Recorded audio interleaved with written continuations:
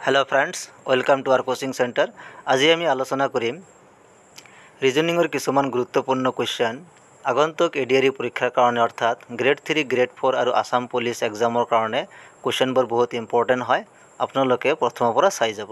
চাওক नम्बर 1 চৰাই ডেউকা মাছ ইয়াতে খালি ঠাই পূৰণ কৰিব লাগে।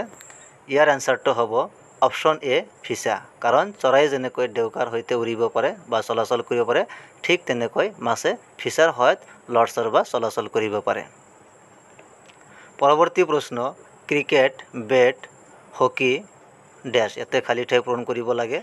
ক্ৰিকেটৰ লগত যেনেকৈ বেট সম্পৰ্কিত ঠিক তেনেকৈ হকিৰ লগত কি সম্পৰ্কিত হয় লাঠি, কাৰণ বেটৰ সহায়ত যেনে ক্ৰিকেট খেলা হয় ঠিক তেনেকৈ লাঠিৰ সহায়ত হকি খেলা হয়।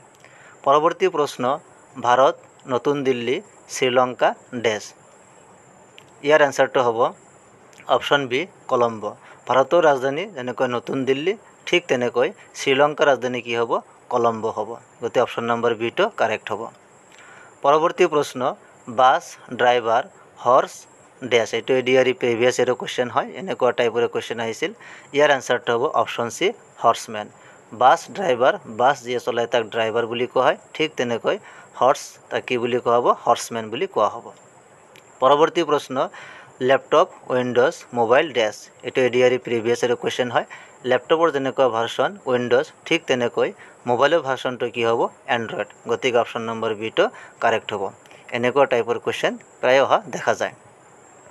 পৰৱৰ্তী প্ৰশ্ন চাওক airport runway railway station dash এইটো এডিআৰই প্ৰিভিয়াছ ইয়াৰৰ কুৱেশ্যন হয়।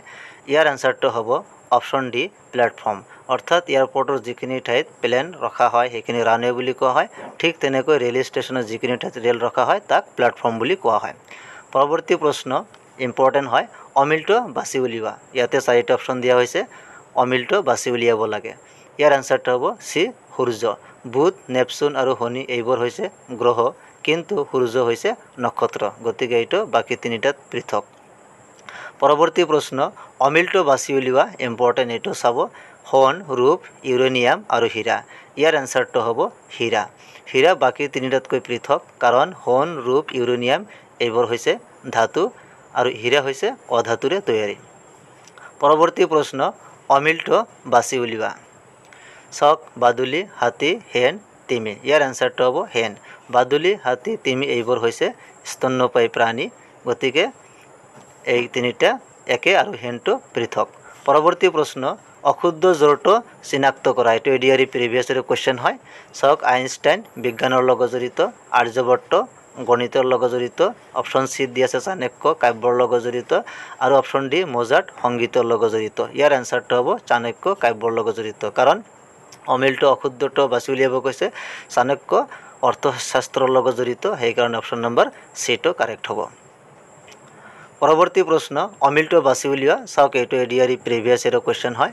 এছিয়া ইউৰোপ অষ্ট্ৰেলিয়া আৰু আফ্ৰিকা ইয়াৰ এনসাৰটো হ'ব অষ্ট্ৰেলিয়া।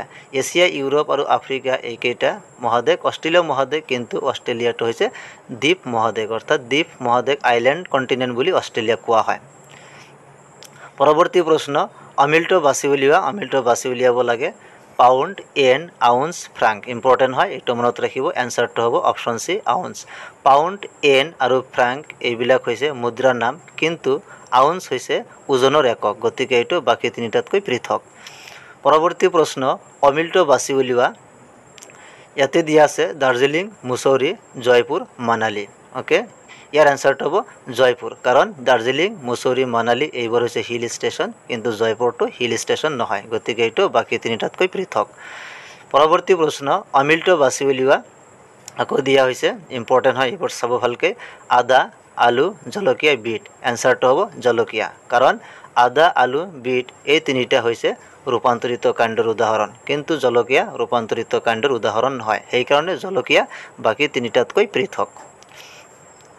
পৰৱৰ্তী প্ৰশ্ন অমিলটো বাছি উলিওৱা। এইটো এডিআৰই প্ৰিভিয়াছ ইয়াৰৰ কুৱেশ্যন হয়, বহুত ইম্পৰ্টেণ্ট হয়। চাওক Egypt Uganda Sudan Angola. Option number ডিটো কাৰেক্ট হ'ব এংগোলা, কাৰণ ইজিপ্ট উগাণ্ডা চুডান এইবিলাক নৰ্থ ইষ্ট আফ্ৰিকা, কিন্তু এংগোলা দক্ষিণ আফ্ৰিকাত অৱস্থিত।